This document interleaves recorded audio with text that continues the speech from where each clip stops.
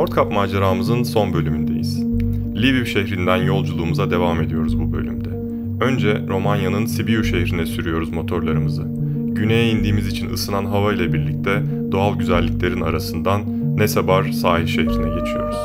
Ve 18 Ağustos günü başladığımız noktaya İstanbul'a, evlerimize varıyoruz. Yaklaşık 12.000 kilometrelik bu uzun yolculuğumuzun sonuna geliyoruz. Bir serüvenin bitmesinin o tarif edilemez burukluğu ve yeni yolculukların, yeni hikayelerin hayaliyle Nordkap macerasının sonuna geliyoruz. İyi seyirler.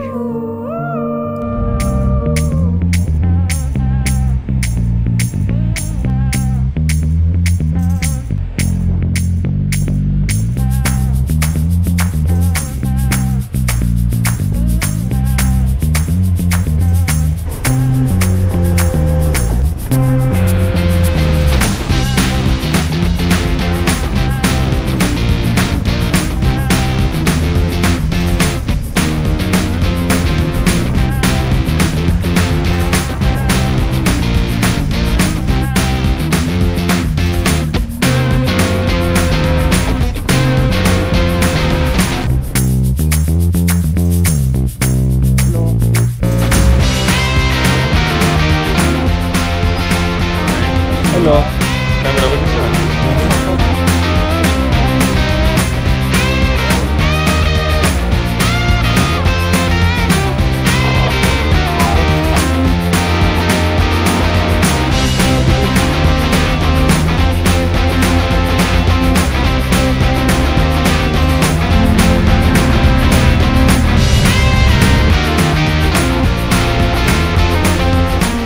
Ukrayna'dan çıkmayı başardık.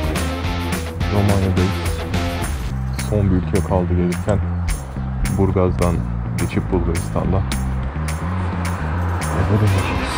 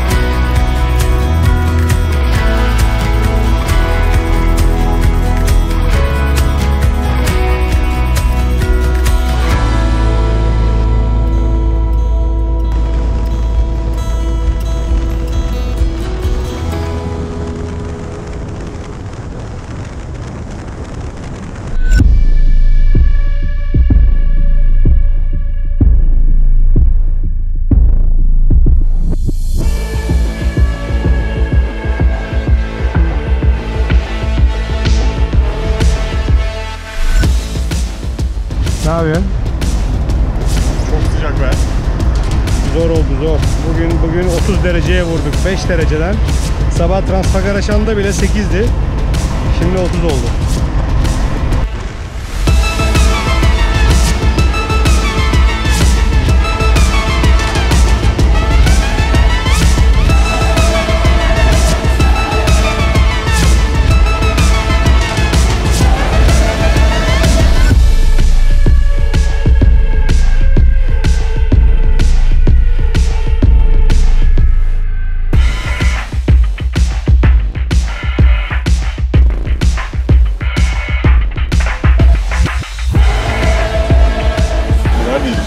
Nesi var? Nesi var? Uçuyoruz. Hoş geldin. Son durak.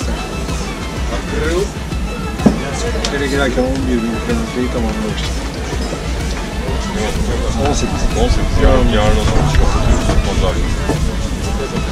Güzel bir yermiş burası. Yazlık bir yer. Bizim Ege sahillerindeki kasabalara benzer diyor.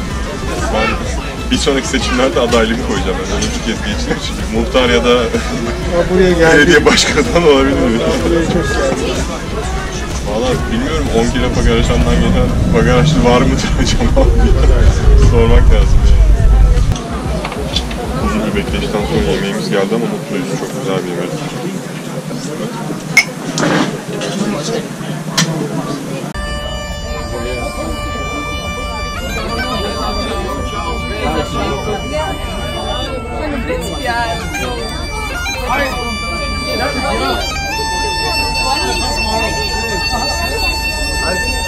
Старый чужой мор.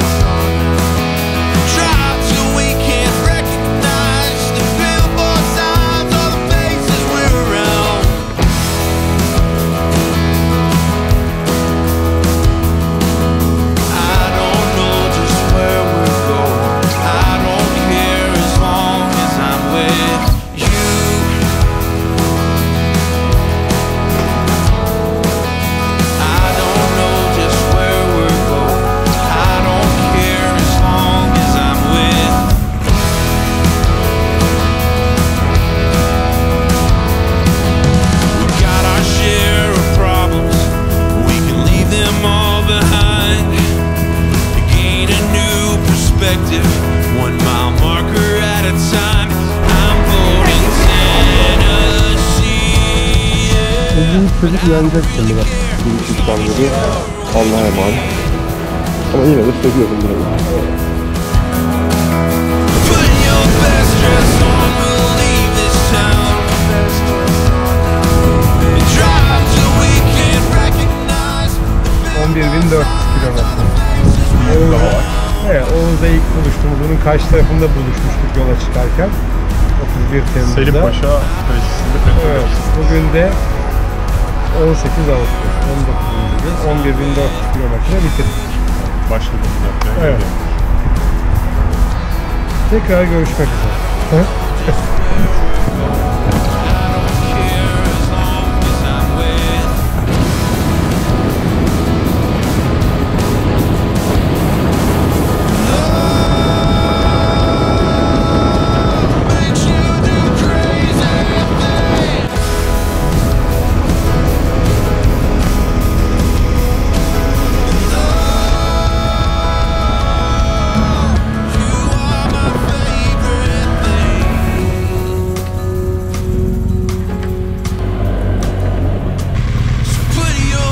dress on, we'll leave this town.